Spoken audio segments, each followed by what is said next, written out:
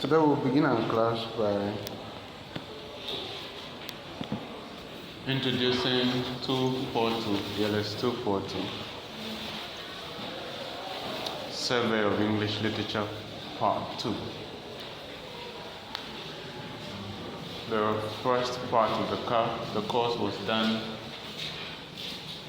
last semester.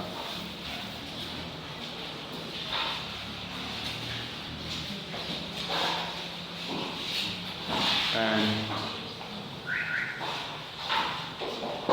in that course, we looked at the literature of the English people down the ages, even though we began with the classical period, which is a period in world literature, not necessarily a period in English literature. And then we went on to look at the literature of the medieval period, when English literature actually began. And then we also looked at the literature of the Renaissance, which is where we start. So in the second part of the course, we will continue from there, and we'll look at the Neoclassical period, which follows the Renaissance period. So our discussion for ELS 242, Survey of English Literature Part 2, will begin with the Neoclassical period. Of course, you'll have the course outline at the end of the class, but of course it pays to pay attention and turn down notes. So we'll begin with the Neoclassical period. And as usual, we'll look at the character of the age, the major features of the age, the major events that occurred in the age, the major writers of the age, the major literary traditions of the age, and the major literary texts of the age.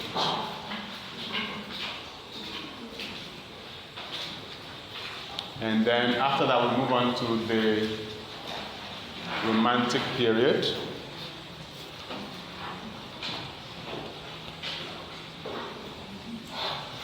The Romantic age, and do the same thing. And then we move on to the Victorian period.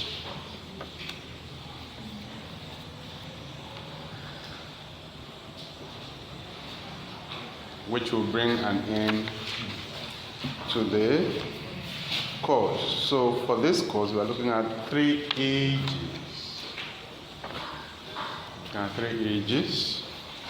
The Neoclassical period, the Romantic period, and the Victorian period.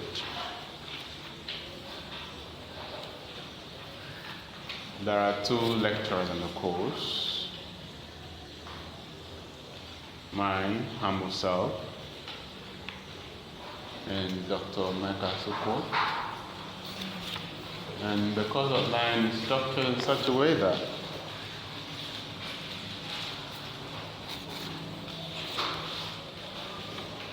everyone knows that topic. So I will be talking about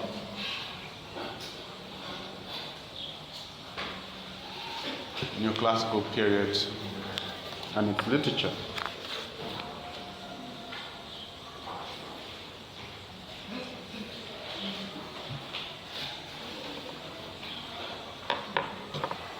And so let us begin. Neoclassical period.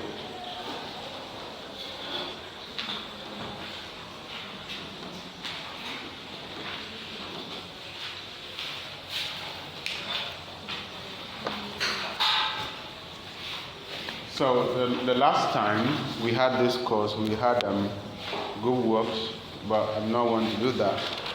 So for your CA, you read Jonathan Swift's Gulliver's Travels. You use it to write a test.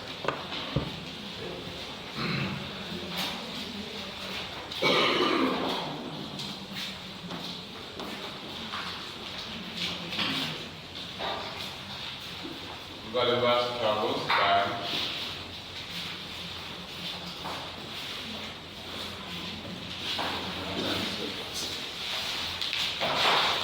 So as you leave the lecture, you pick up the text, buy the text, and start reading it for your test.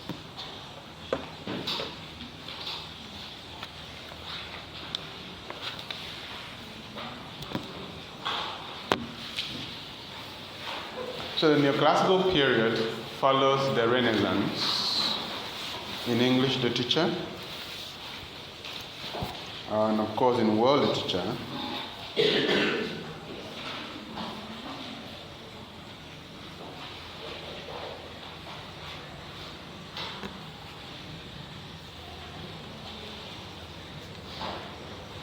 It began in 1660. The Neoclassical period is said to have begun in 1660.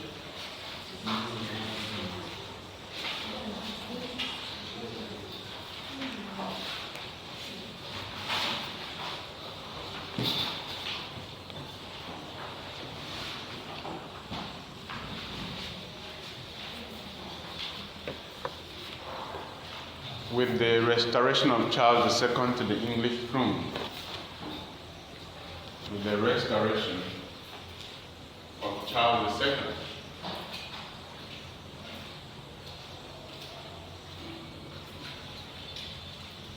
to the English throne.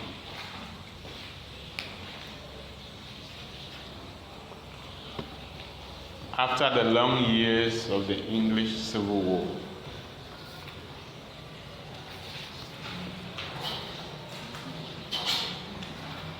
After the long years of the English Civil War.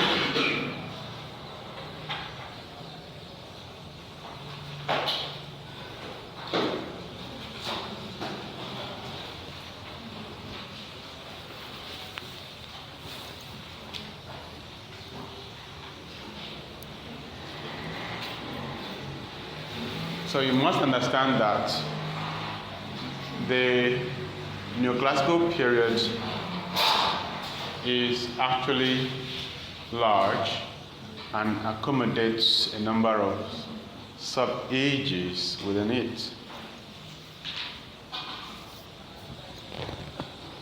including the Restoration period. In the Restoration period,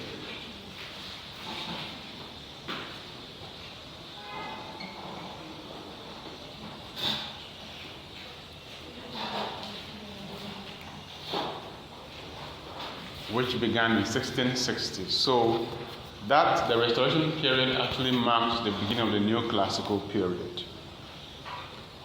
And the Restoration period is one of the sub-ages in the Neoclassical period.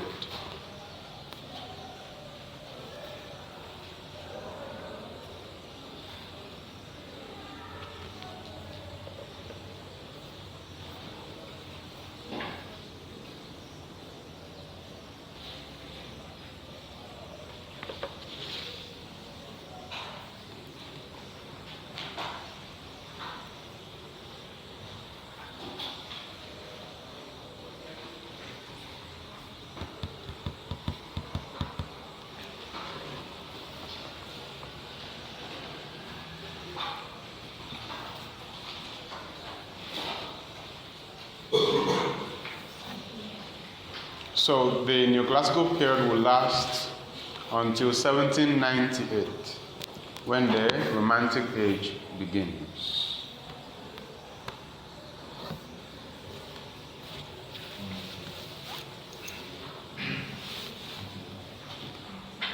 The Neoclassical period will last until 1798,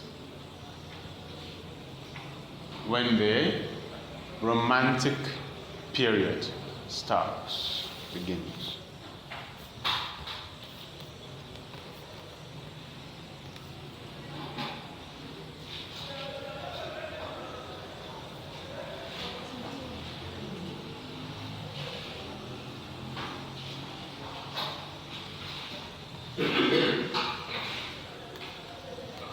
So to understand the term neoclassical,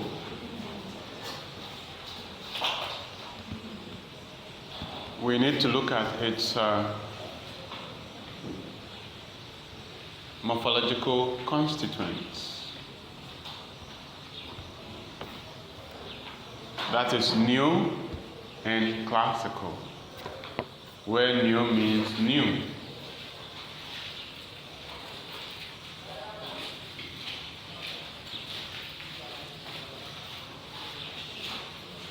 And also mean like, can also mean after, can also mean following.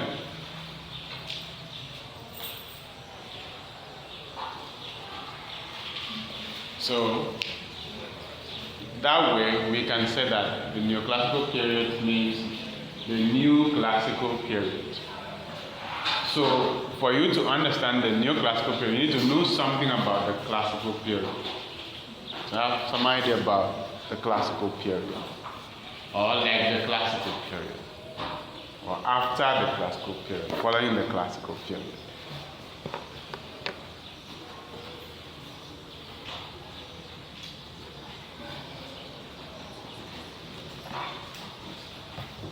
So the age is so called because there were some semblances between it and the Greco-Roman era that we studied in the first semester.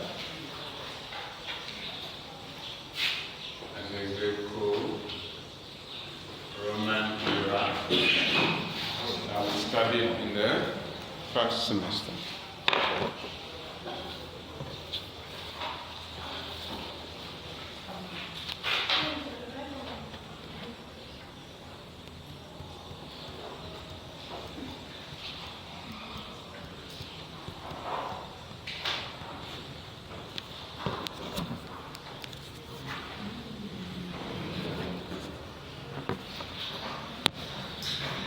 The Greco-Roman era, as we noted,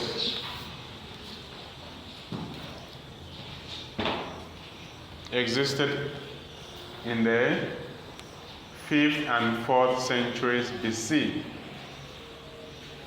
In the 5th and 4th centuries BC.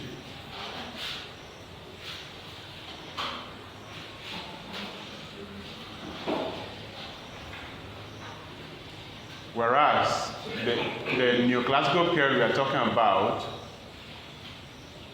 began in the late 17th century. So you could see that many years intervene in between the two ages. But then we are saying that there were some commonalities between the two ages that will make the English period of the late 17th century to be called what? Like the classical, neoclassical. It's not as if after the classical period we had neoclassical period. No, after the classical period we had the Middle Ages, and then the Renaissance, all right? And then the neoclassical period.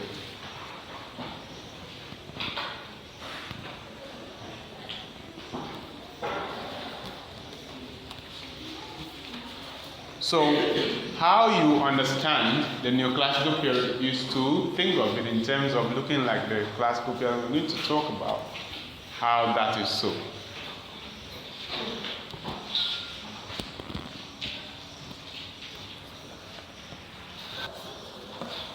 So one of the names that the neoclassical period goes by is the Augustan period.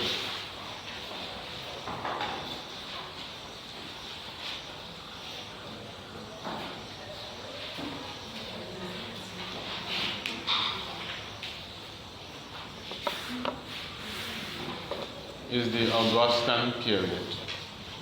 And that is because the age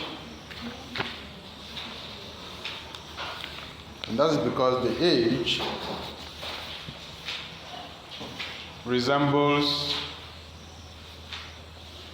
the period of Augustus Caesar.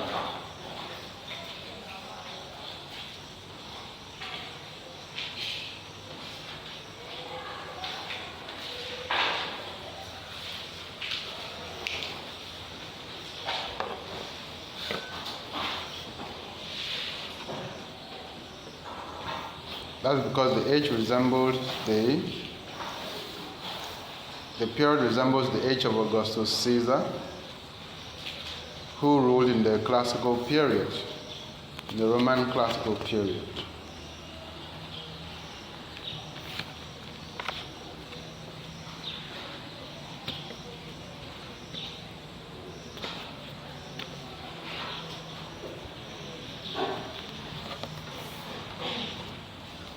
He came to the throne after many years of civil war,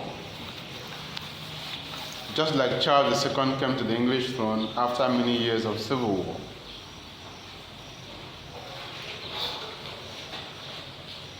Augustus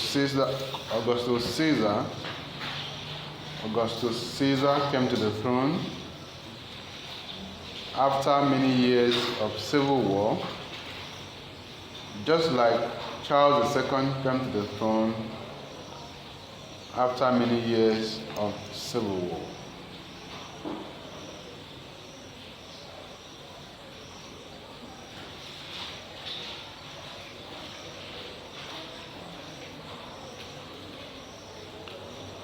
Augustus Caesar ruled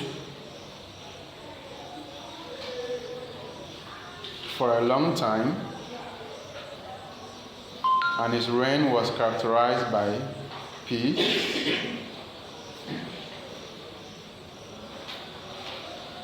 a long period of peace,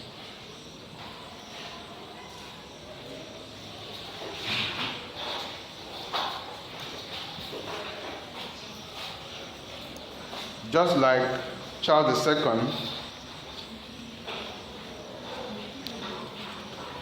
had a long reign full of stability and peace.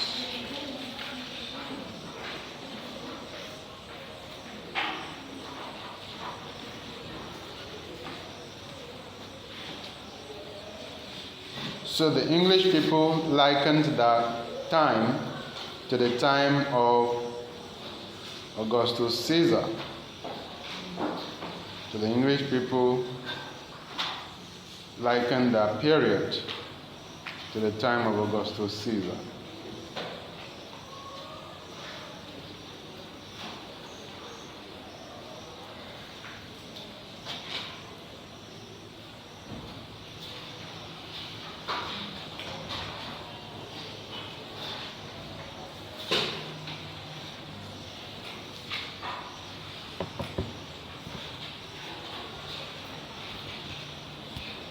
Arts and literature also flourished in the time of Augustus Caesar.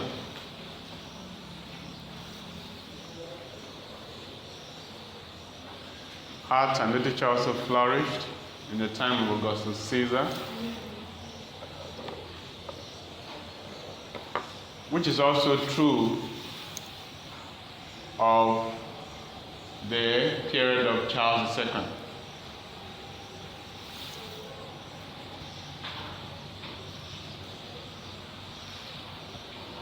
So how many commonalities have we observed between the two ages? How many commonalities have we observed between the two ages?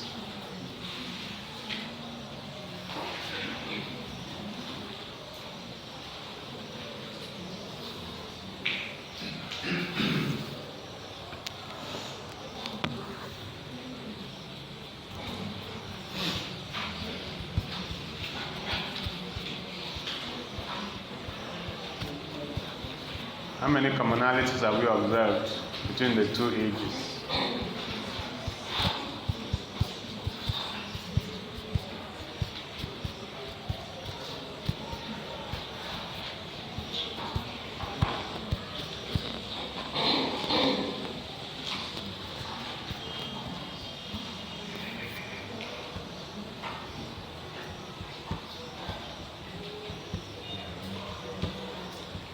The first one was that the two kings came to the throne after a long period of civil war.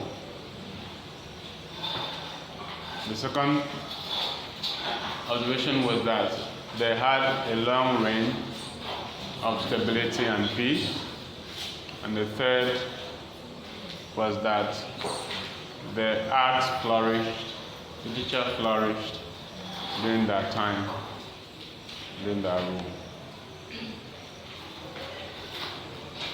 So that justifies the idea of trying to link the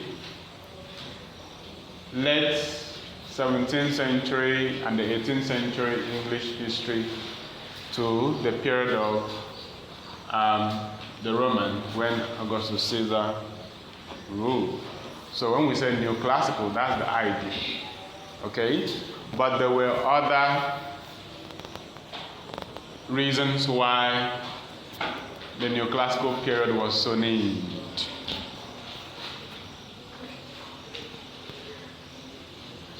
And one of these reasons is that the English writers of the 18th century, the English writers of the 18th century, the English writers of the late 17th and the 18th century looked up to the classical writers for inspiration, for model. The English writers of the 18th century looked to the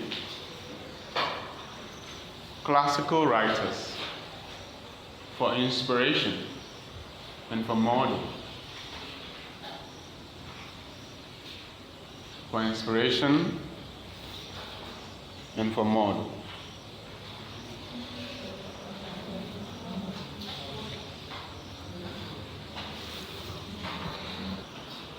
So such writers were Homer, Virgil, Ovid, Horace,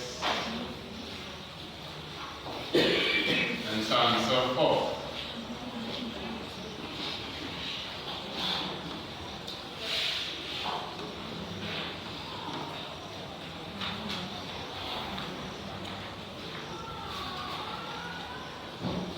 So these were the Greek and Roman writers that the 18th century English writers wanted to emulate in their writing. Wanted to emulate them.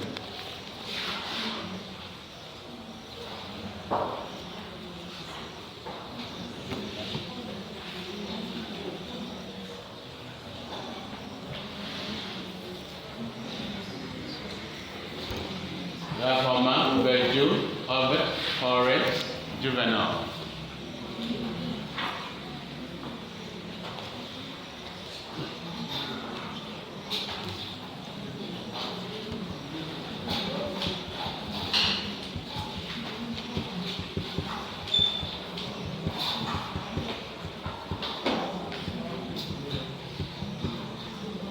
So the writers wanted their literature to be inspired. They saw the Greek and Roman writers as sources of inspiration. So they modeled their work after them. That is another reason why we call them neoclassical writers. Because they modeled their work after the classical writers.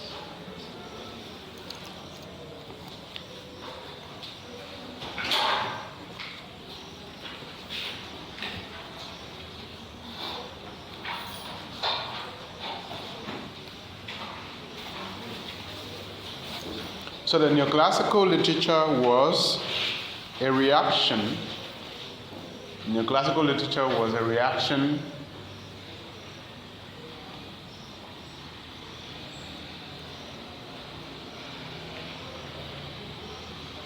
against the intricacy and the occasional obscurity.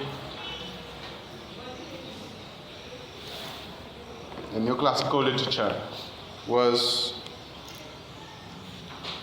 a reaction against the intricacy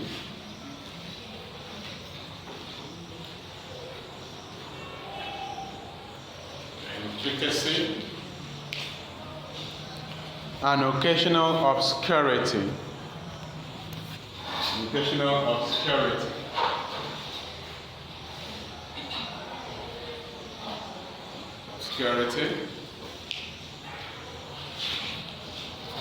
Boldness and extravagance of the European literature of the Renaissance. The European literature of the Renaissance,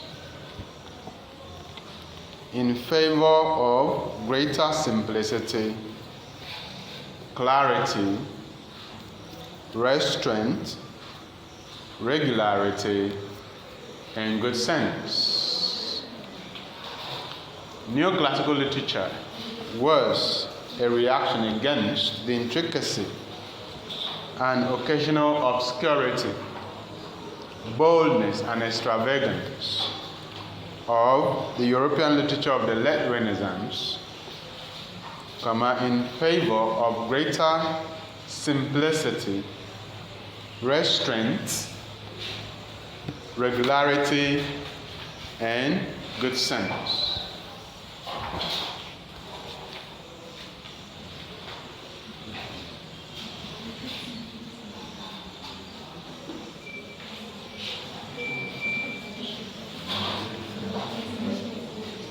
Simplicity, clarity, restraint, regularity, and good sense.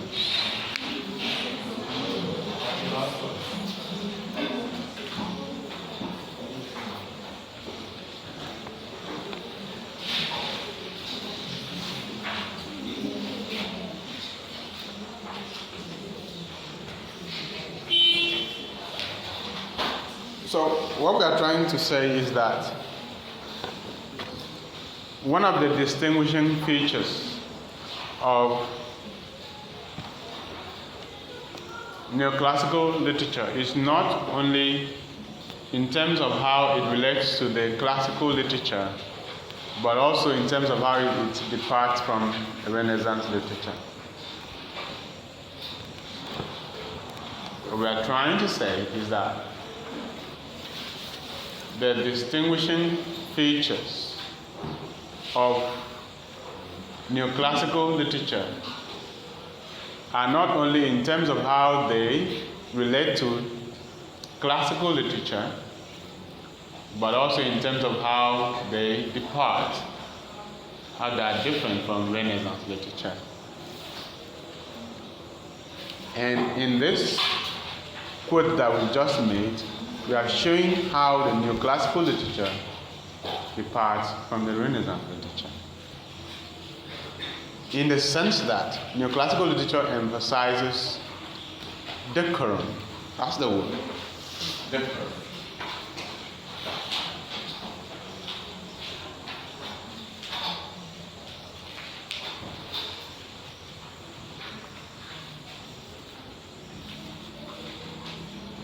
Compared to Renaissance literature.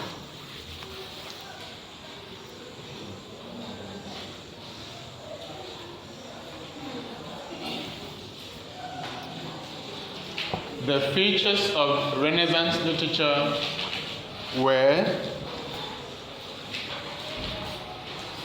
obscurity and extravagance. There was a tendency to make literature decorative and complex. But neoclassical literature is simpler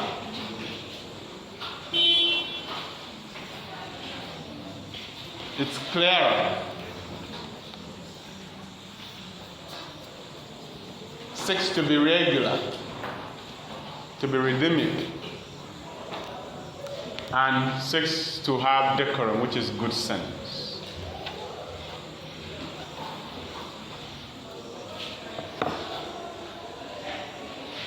So as we study individual texts in neoclassical literature, you need to pay attention to these features.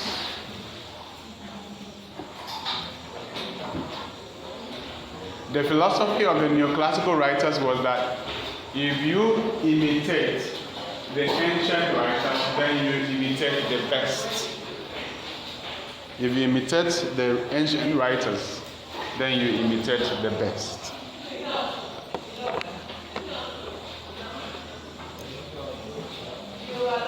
Because for them, the best literature had already been written in the classical period.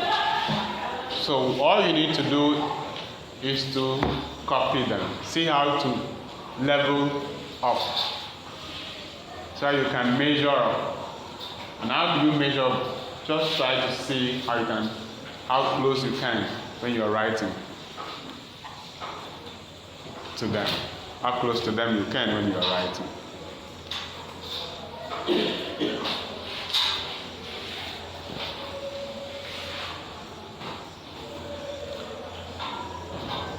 The neoclassical period, also known as the age of satire,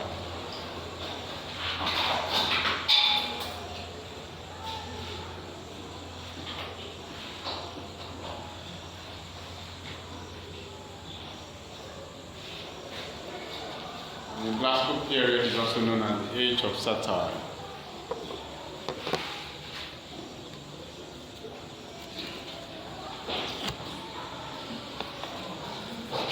This is because satire blossomed in this period. It's not as if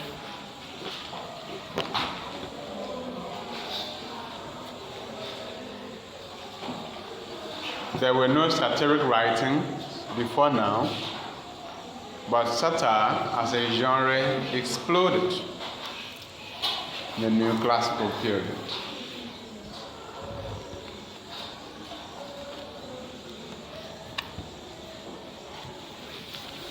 By satire, we refer to a work of art that ridicules human weaknesses in order to correct them. By satire, we refer to a work of art that ridicules human weaknesses in order to correct them.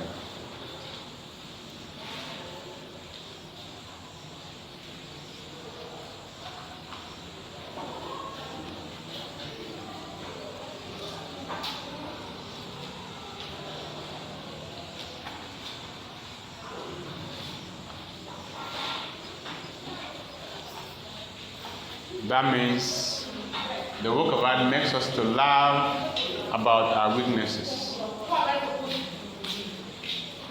in order for us to see these weaknesses and correct them.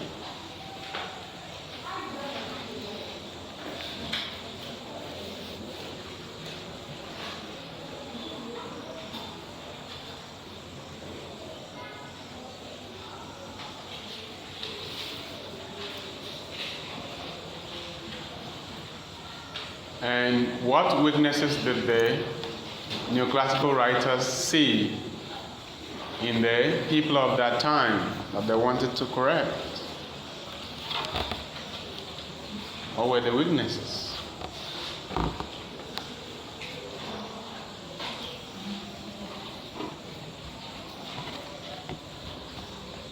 Well, you need to understand that the neoclassical period is also the age of science.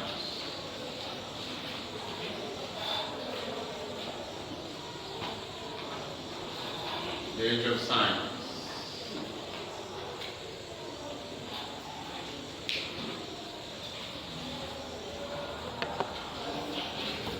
In the classical period, also the age of science.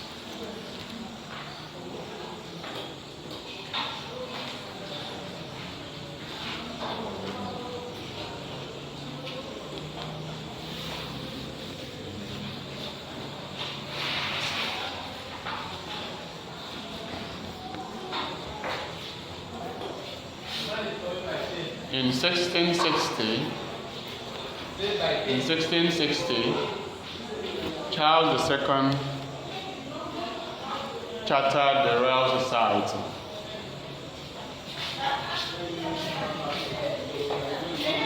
Charles II chartered the Royal Society.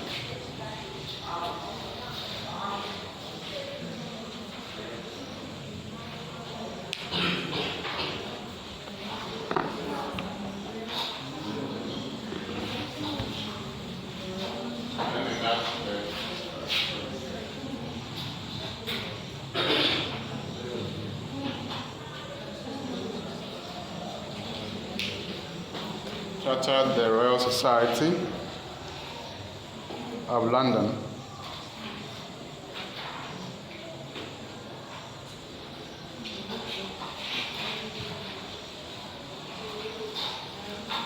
It was a body that was interested in science. It was a body that was interested in science.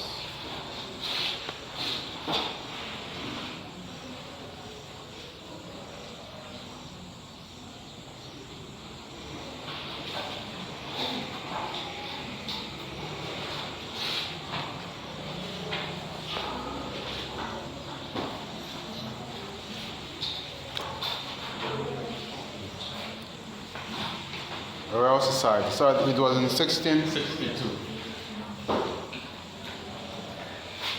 1662. In 1662, Charles II chartered the Royal Society of London.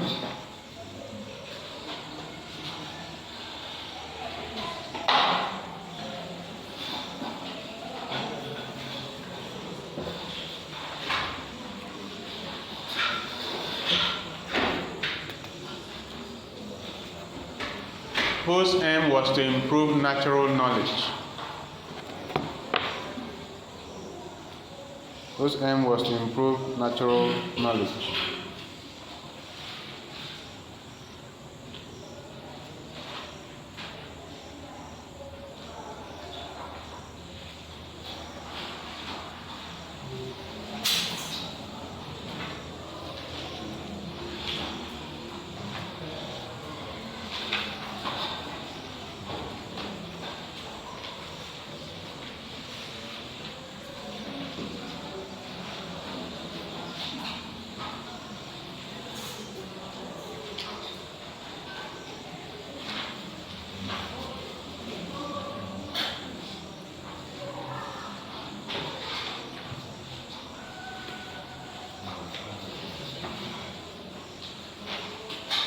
So by natural knowledge, we are talking about science.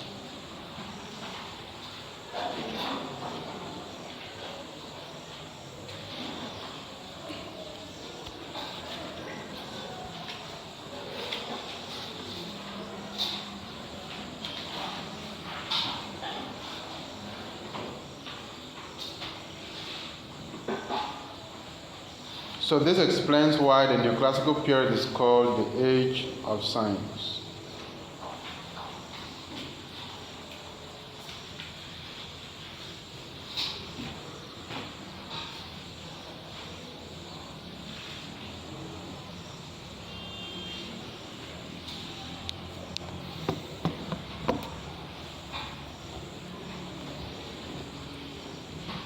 Many inventors and writers were members of this society.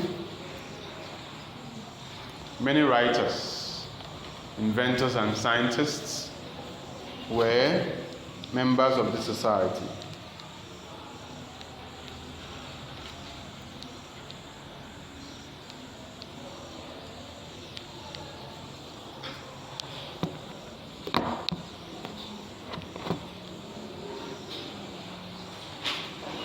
It has been reported that the major division that we have between science and religion began with the chartering of the society. The major division between science and religion, the quarrel we have between science and religion, began with the chartering of the Royal Society. Because the Royal Society was to pay attention to natural knowledge.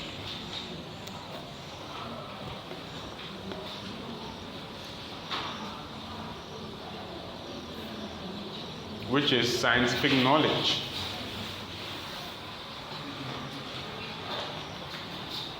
This led to the improvement of scientific ideas,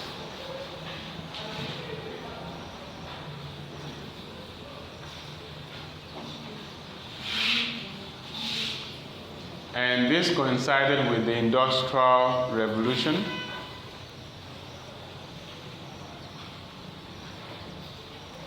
In the 18th century,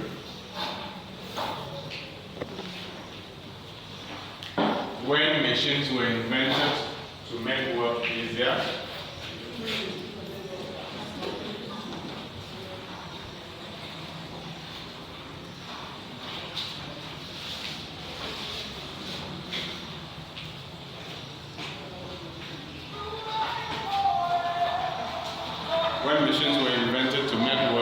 easier.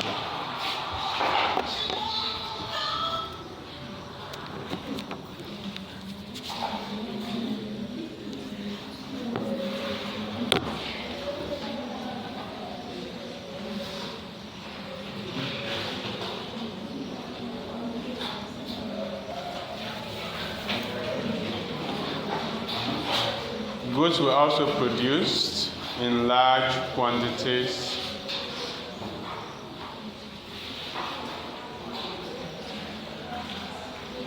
because of these industries and these machines. Goods were also produced in large quantities because of these industries and these machines.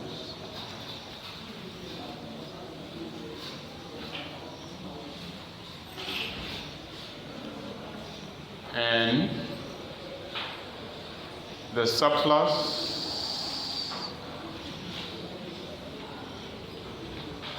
were exported to other nations.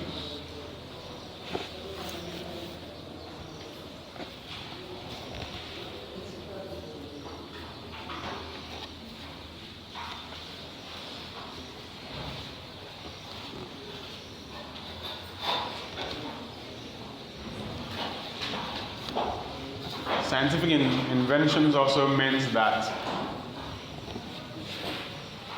the English people knew the world better,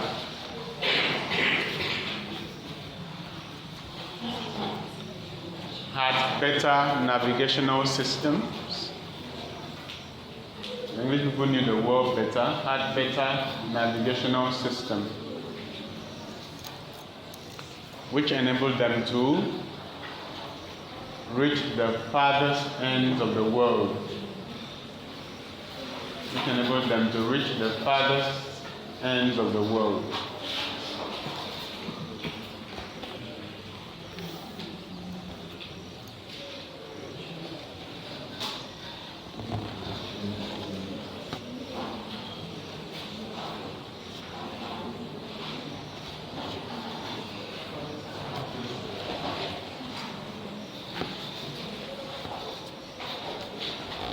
So the English people were very rich and powerful in the 18th century.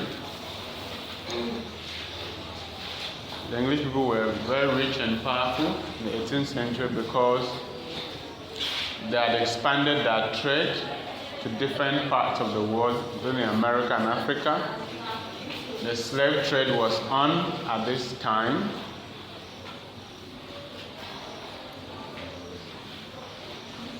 The transatlantic slave trade was on at this time.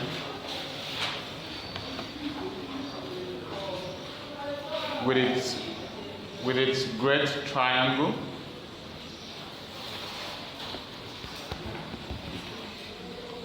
of taking slaves from Africa to the New World, exchanging them for raw material,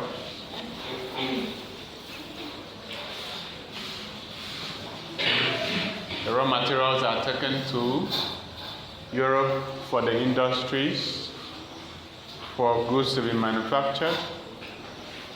The goods are taken to Africa in exchange for slaves.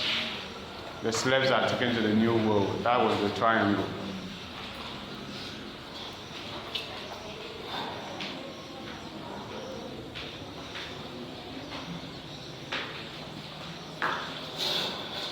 So the point I wanted to make was that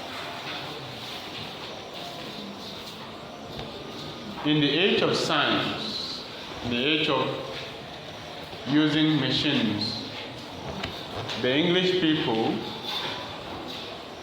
in a way, behaved like these machines. And how was that possible?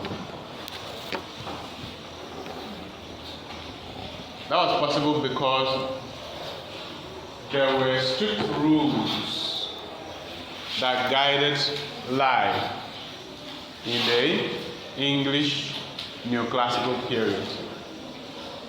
Most of these rules apply to social life. So it was this rule that made the English people to look artificial and machine-like at this time. There were strict rules that guided life at this time. All aspects of life were regulated by rules, so that everyone operated like a machine.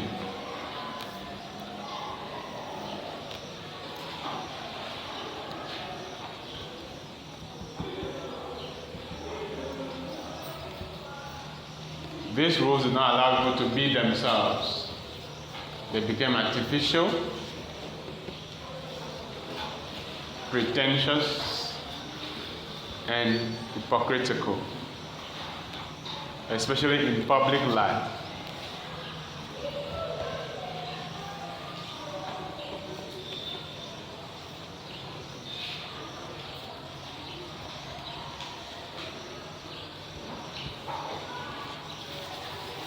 And so the English writers noticed this phenomenon, this problem among the people, and sought ways to correct them. This pretentious artificial life, and wanted to correct them.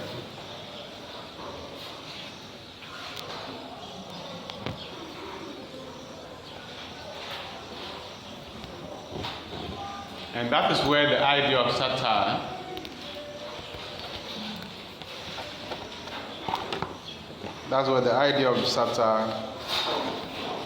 came in.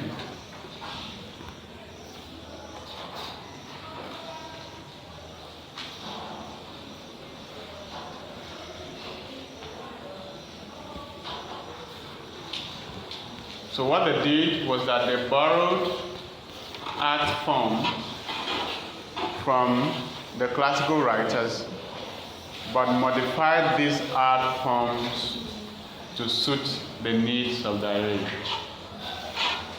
The English writers of the 18th century borrowed art forms from the classical writers, but they modified these art forms to suit the needs of their age.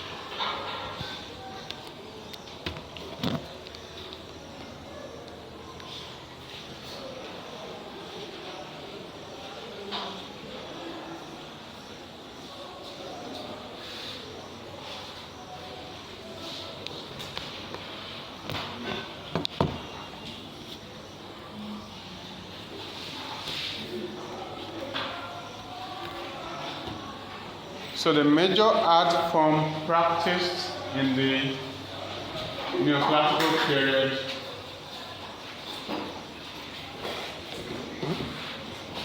was the mock epic.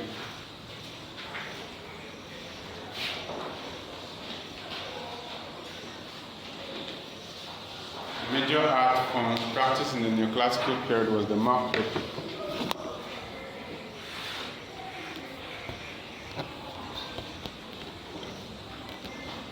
Which is a modification of the epic form which the neoclassical writers borrowed from the classical writers.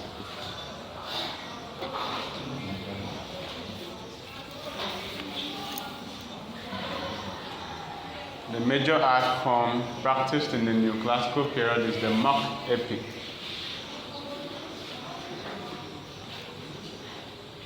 Which is a modification of the epic form which the neoclassical writers borrowed from the classical writers. So in essence, the English neoclassical writers borrowed the epic form from the classical writers, but modified it into what we now call the mock epic, so that they can use it for the purpose they need to use it for in that time. So there's a difference between the epic and the mock epic.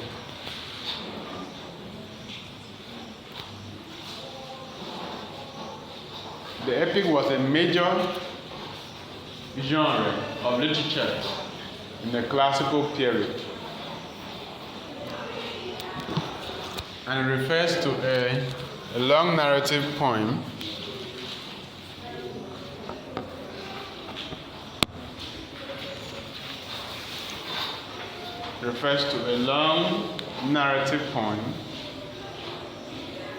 written in an elevated style and which praises heroic deeds, like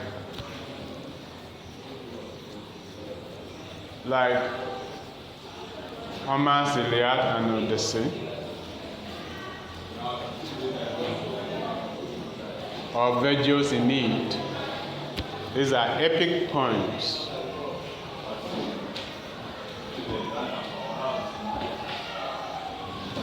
But the mock epic is different in the sense that though it has all the characteristics of the epic,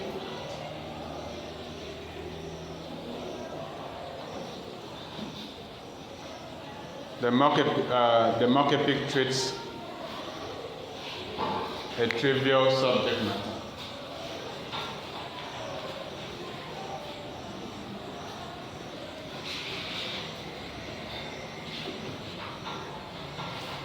The mock epic treats a trivial subject matter using the style of the epic. The mock epic uses the style of the epic to treat trivial subject matter. To treat a trivial subject matter.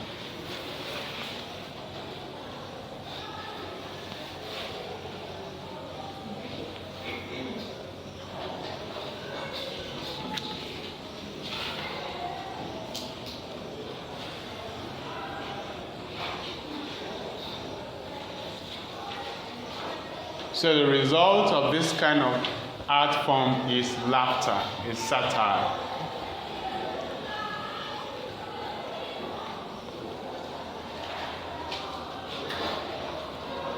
To use the serious style, the serious language of the epic to say something that is trivial, unserious.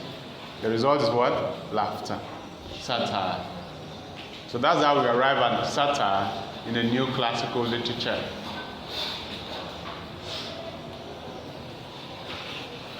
Through the route of mock epic.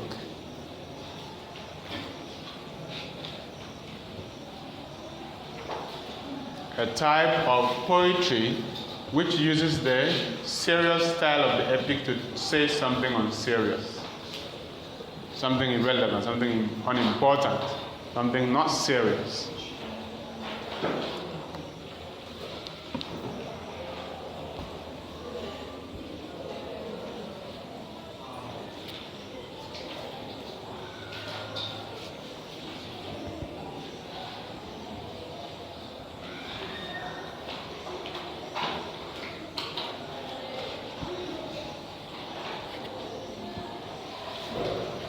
If you don't call it the mock epic, you call it mock heroic epic.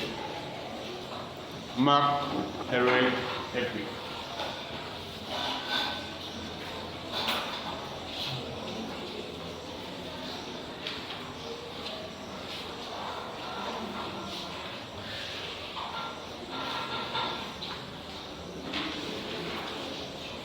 Alright?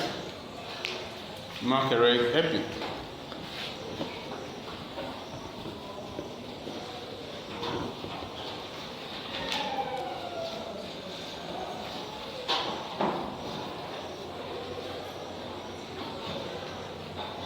The mock heroic epics were written in heroic couplets. In heroic couplets. Heroic couplets. Written in heroic couplets.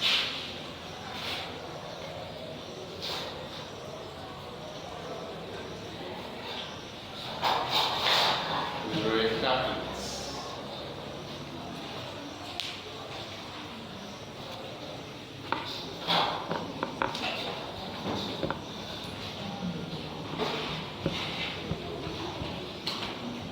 They are called heroic couplets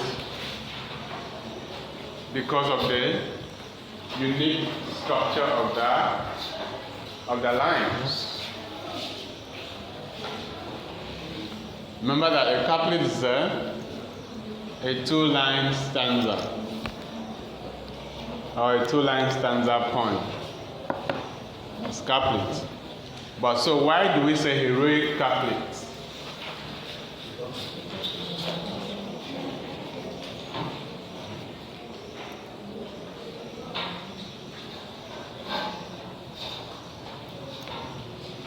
Because they are written in iambic pentameter and they rhyme.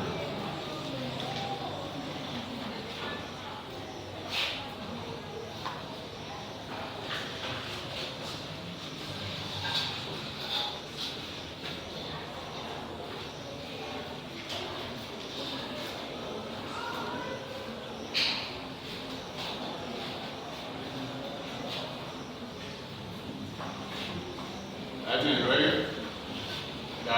With an iambic pentameter and the rhyme. The rhyme.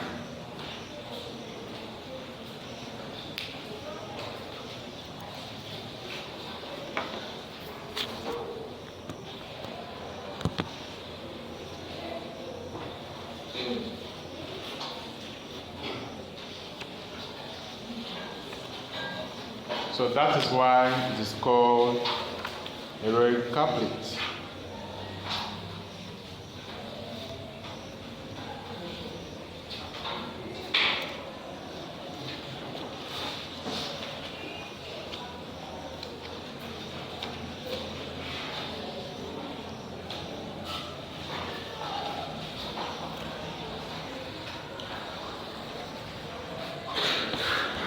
I am means that we are talking about a pattern of unstressed syllable followed by a stressed syllable.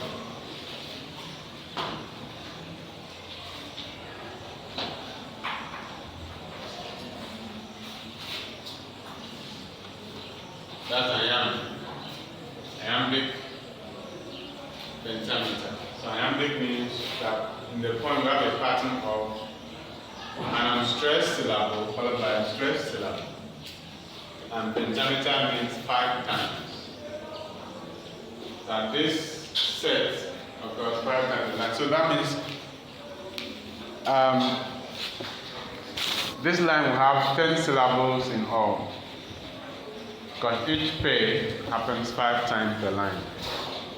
So you're going to have 10 syllables per line. And then the rhyme. It's the rhyme that allows you to know the couplets, because the couplets will have the same rhyme. Each stanza will have the same rhyme. So when we read the poem, you will see how this is demonstrated.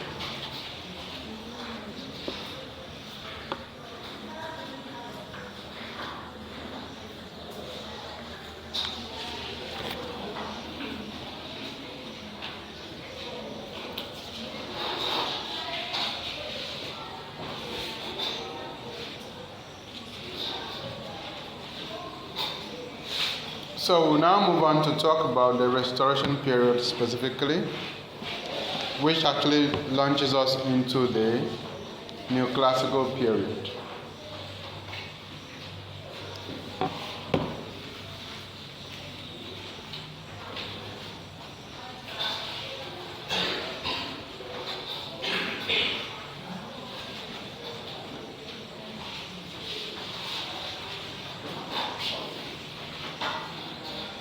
The Restoration period began in 1660 until the 1700s. The Restoration period began from 1660 to 1700.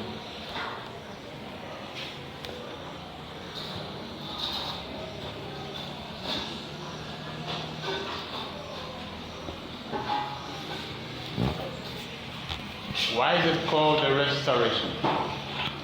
Because it was the time when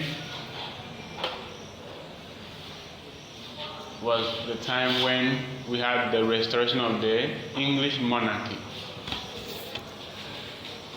Restoration implies the restoration of the English monarchy.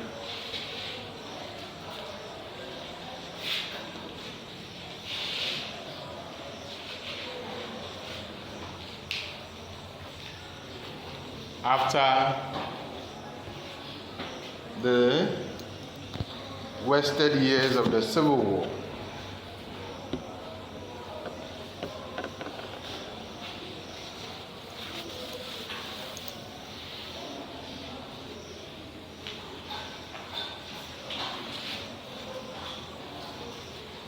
during which the English people were without their king, during which the English people were without their king. So the years of the Civil War, during which the English people were without a king.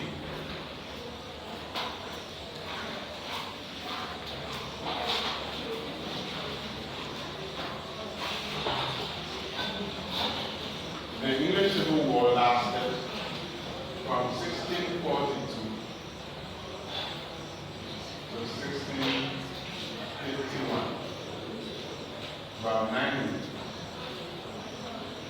The English Civil War lasted between 1642 and 1650.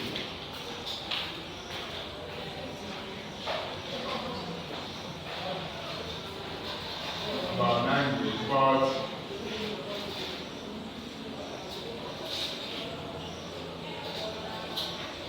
there were other conflicts of crisis and violence, which makes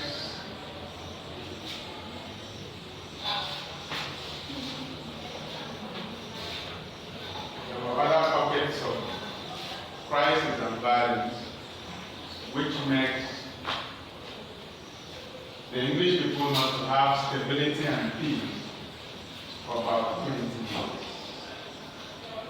The English people not to have stability and peace for about 20 wasted years. About 20 years, the English people do not have peace.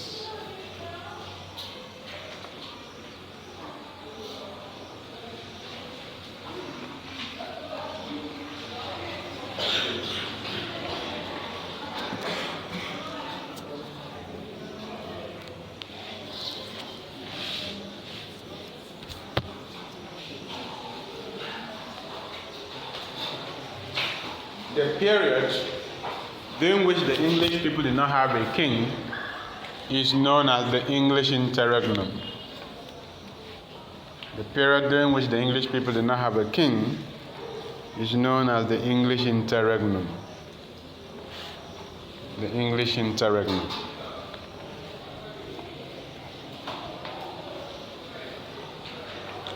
The period during which the English people did not have a king is known as the English interregnum.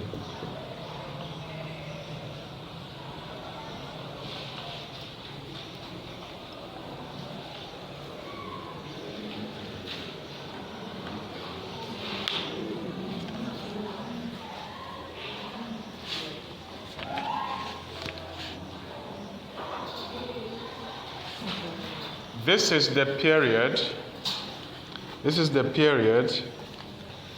between the execution of Charles I, which took place on the 30th of January 1649,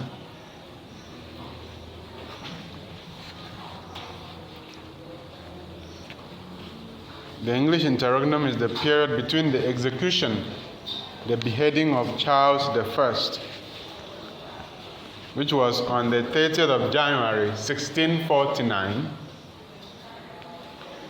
and the arrival of his son Charles II in London on the 29th of May 1660 to start the Restoration, to inaugurate the Restoration period.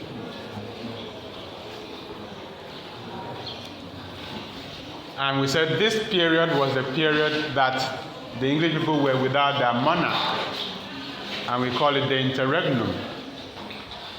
It is the years of the Civil War.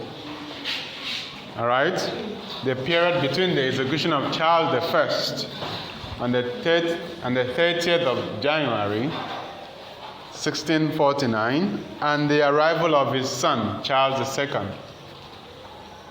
in London to take over the throne on the 29th of May 1660, which marks the beginning of the Restoration period.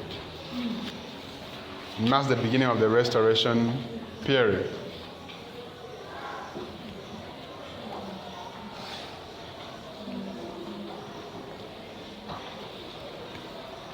That's why I'm saying when we talk about the Restoration period, we talk about the restoration of monarchy to the English throne, because the English people were usually ruled by a monarch. Even till today, we still have monarch. The Queen died some time ago. Now they are being ruled by a king. So this system is still preserved today, even though they are now practicing a parliamentary system. The monarchy is still respected.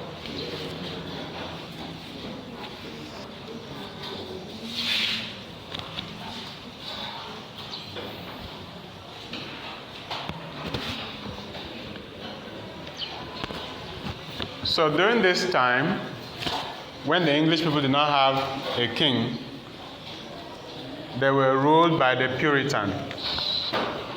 They were ruled by the Puritans. They were ruled by the Puritans.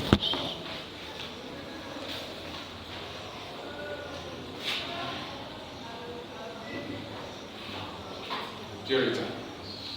People were ruled by the Puritans.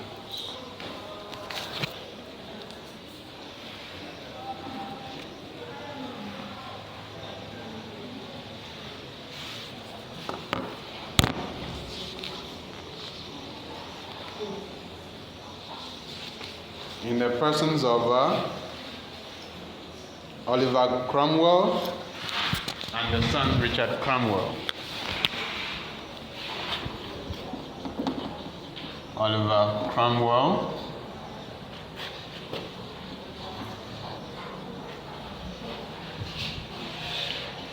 and later the son Richard Cromwell.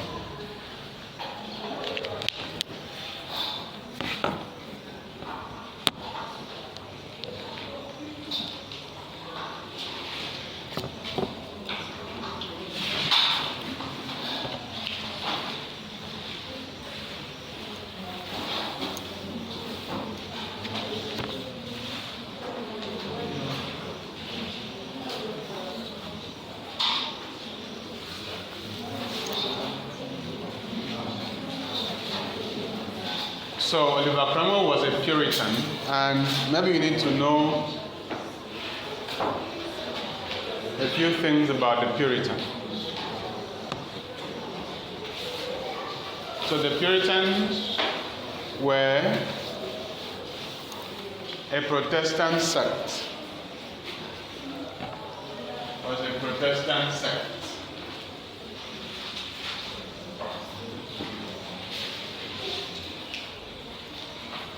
The Protestant sect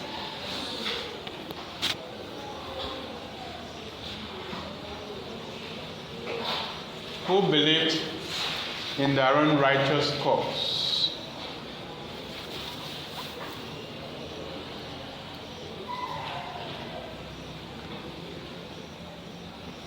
Especially that they were more righteous than the other Puritans.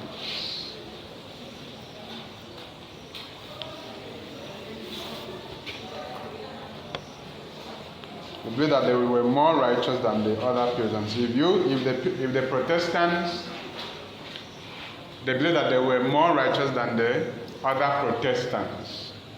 So if the Protestants felt that they were righteous, the Puritans were the most righteous.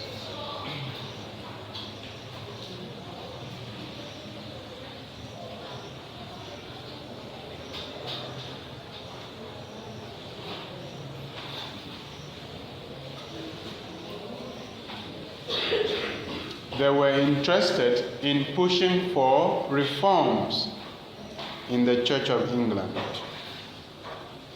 They wanted to have more reforms in the Church of England to make the church purer, more righteous.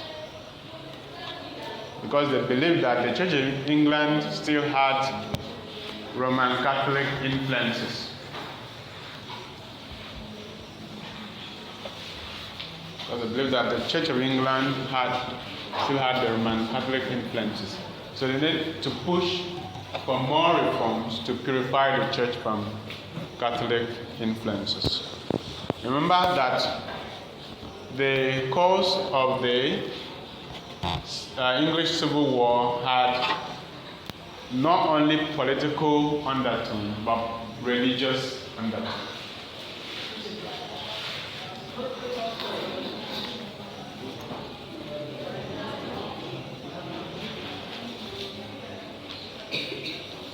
There was always this fight between the Roman Catholics and the Protestants, and they linked this fight to politics. One was always out trying to have the upper hand. Even when we're discussing the Elizabethan period, we could still see how the Catholics were trying to disrupt her reign. And so this conflict continued till the time of Charles I, when he was beheaded. And then the civil war began. It was a political religious war.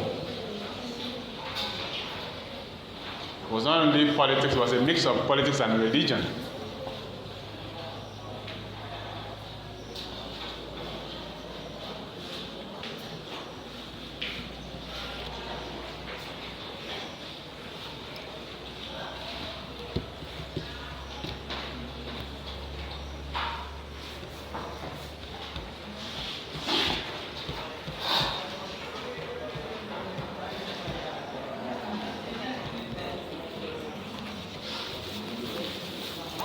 So, the Puritans seized power during the Civil War, and the figureheads are Oliver Cromwell and Richard Cromwell.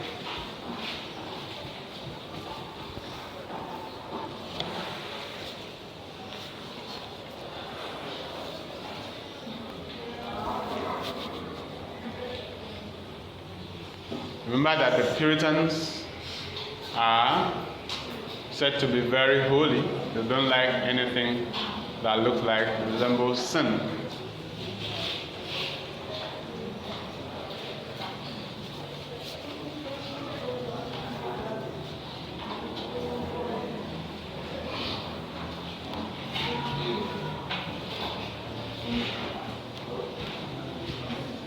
In fact,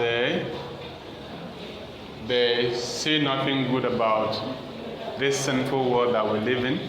Puritans don't say anything good about this sinful world we are living in. So they are always not happy. There's nothing to smile about or laugh about. There's no enjoyment in the world. Okay? So immediately the Puritans got to power, what they did was to ban the theaters. They banned the theaters. They closed the theaters. Because they believed that the theaters were places where sins were practiced. Okay? So this was a form of censorship. They did not like the kind of plays that were being acted. They said the plays encouraged immorality and sin.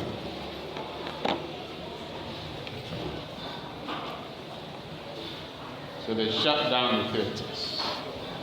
People did not go to see plays anymore during the reign of the Puritans.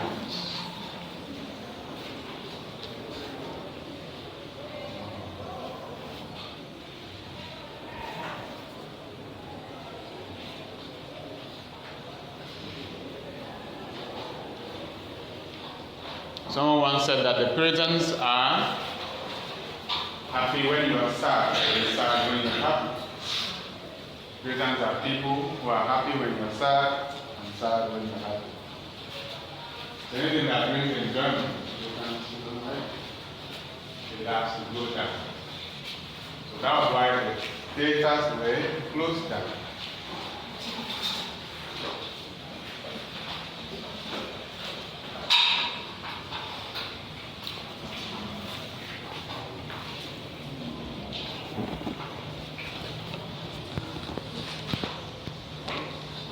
And so for many years, there was this stunted growth that was associated with English drama and other aspects of literature, except maybe prose, because at this time, since people could not go to the theaters, what they could learn was on prose writing. So part of the factors that led to the development of the English prose writing was the closing down of the theaters and the theories. Right?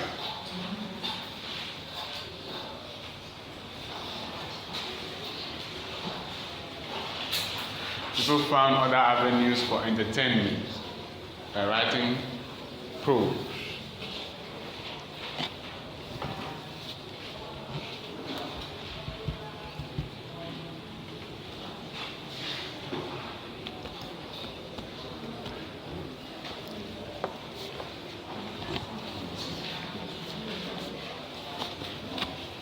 So when Charles II came to the throne, the theaters were reopened. When Charles II came to the throne, the theaters were reopened.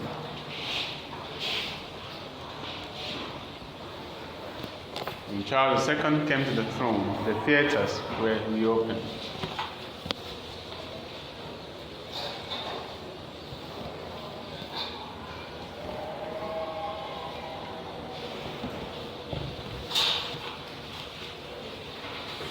So you then see that restoration is not only about the restoration of monarchy. After restoration of monarchy, there were other forms of restoration. Right? Other forms of restoration followed. For instance, the reopening of the theater was another form of restoration.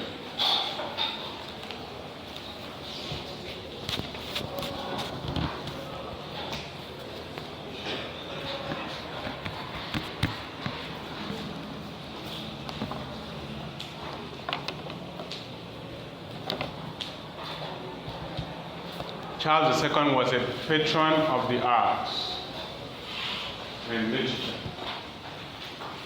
Charles II was a patron of the arts and literature. He encouraged arts and literature to thrive. He encouraged arts and literature to thrive. He encouraged arts and literature to thrive.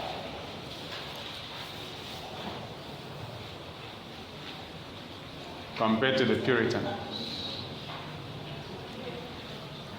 Any Puritan in the house?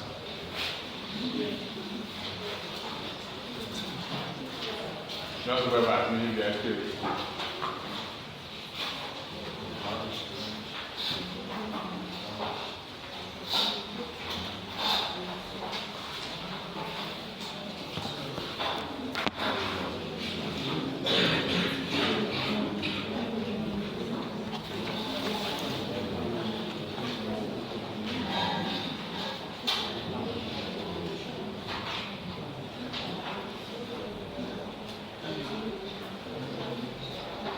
Another thing that was restored was peace. Long period of peace and stability.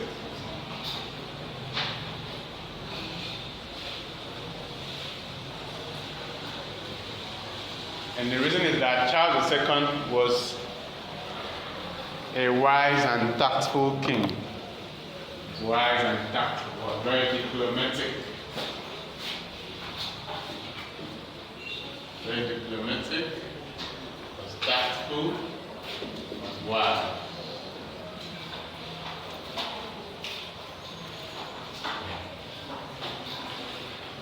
That is how he was able to reconcile all the differences, appease all the warring parties and factions, and ensured a stable and peaceful society for arts and science to grow, because without peace there's no development in society.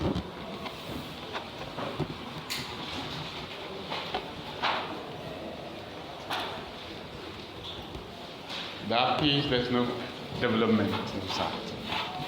So he needed to ensure peace. So the first restoration was the monarchy, second the restoration of theater and literature, and then peace, through the wisdom of Charles II.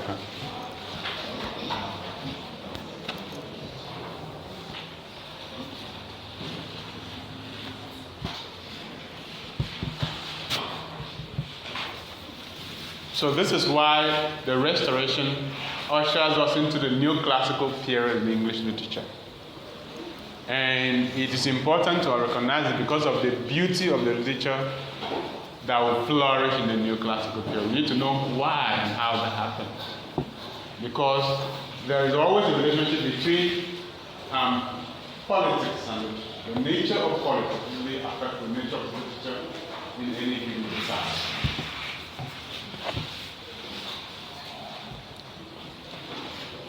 How the political leaders are predisposed to literature usually affects the output, the entire output of any given society.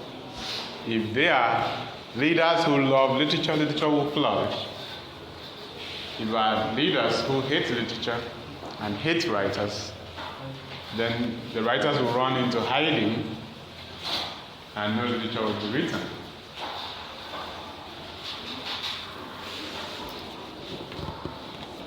Especially if there are governments that do not like to be told the truth, or which hunts writers, persecute them, kill them.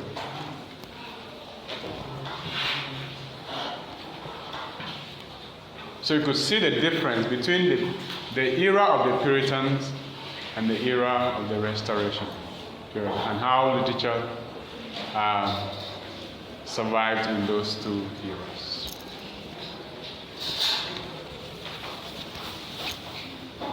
So the Restoration is best known.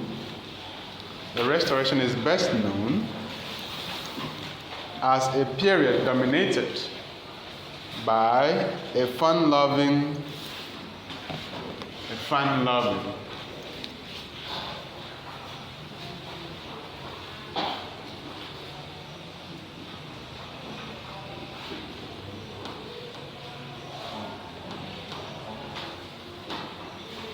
dissolute court,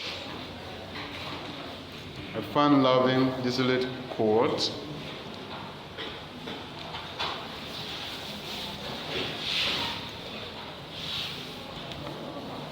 whose style of life was reflected in rakish comedies. And this is the kind of drama that the Puritans hated. dictators. And they are back. Rakish comedies, whose style of life was reflected in rakish comedies.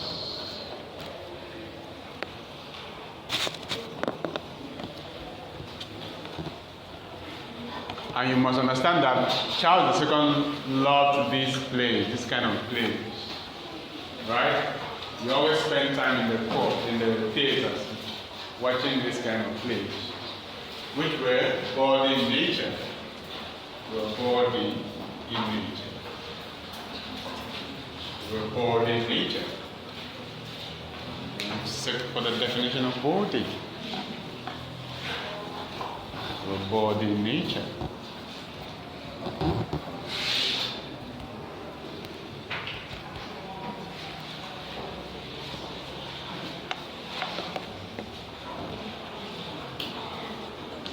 The plays were bored in nature. Body plays.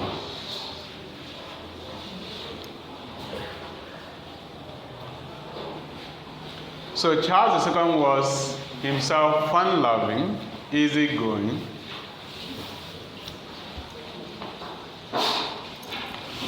Charles II himself, as a king, was easygoing, was pleasure-loving.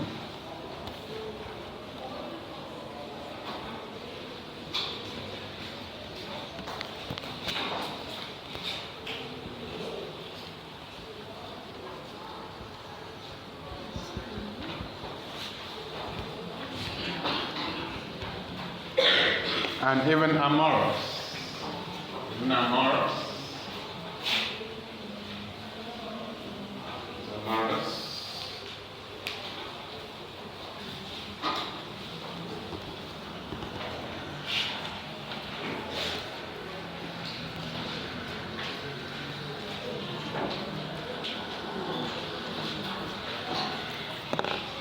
So this was a king who liked to enjoy himself. He was more interested in enjoying himself and staying with his mistresses than doing business of state.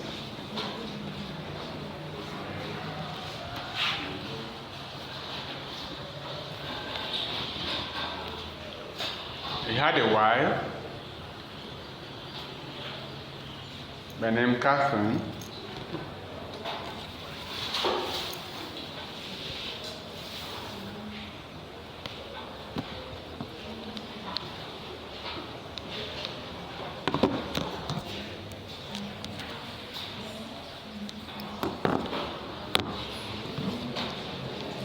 Had a wife by name Catherine.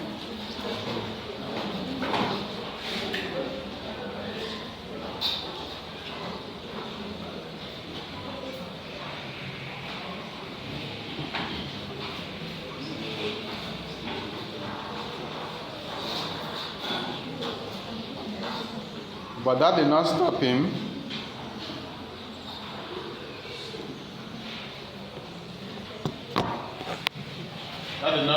from having many mistresses.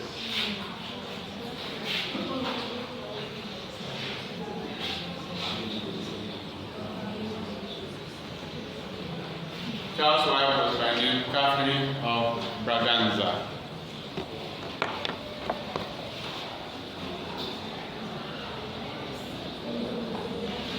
But he did not spend time with the wife, rather he spent more time with the mistresses, his many mistresses.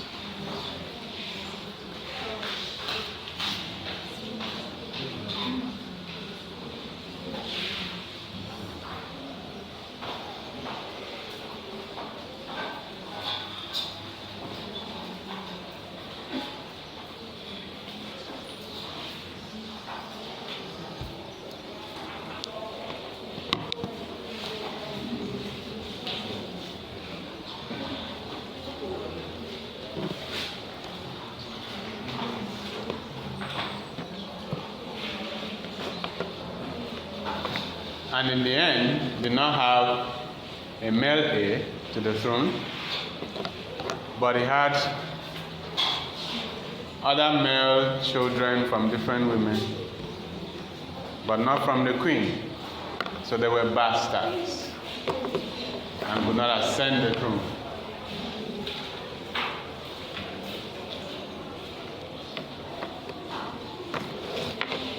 This will be a major problem for Charles later, as we'll find out. But for now, let's just know that Charles did not spend much time with his legal wife, Catherine of Braganza. He enjoyed spending more time with his mistresses and fathering many illegitimate children with them. So that at the end of the day, he did not have a male heir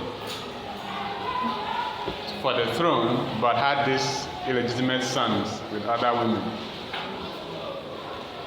who are bastards and so cannot be leaders.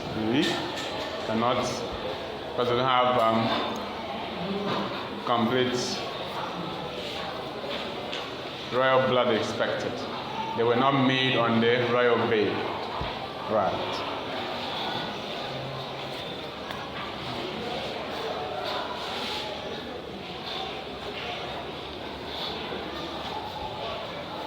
But apart from this, Charles was a very good king. Apart from this, Charles was a very good king, especially in his being a good patron of arts,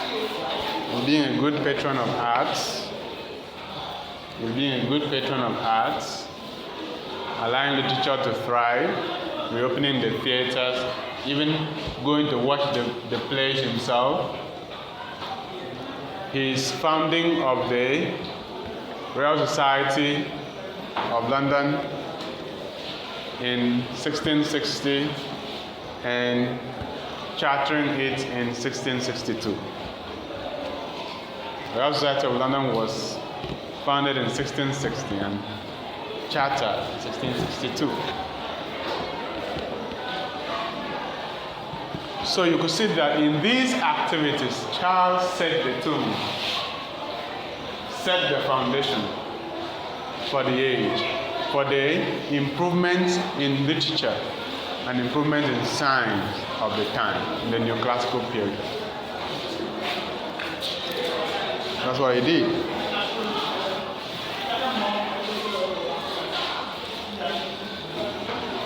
Charles also chartered companies of actors, 2 of them. Charles also chartered companies of actors. 2 of them.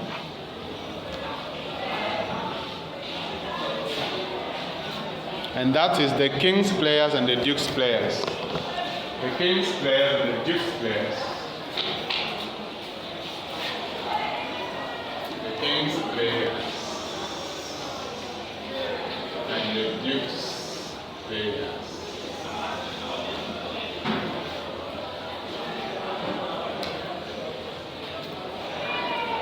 The King's Players and the Duke's Players.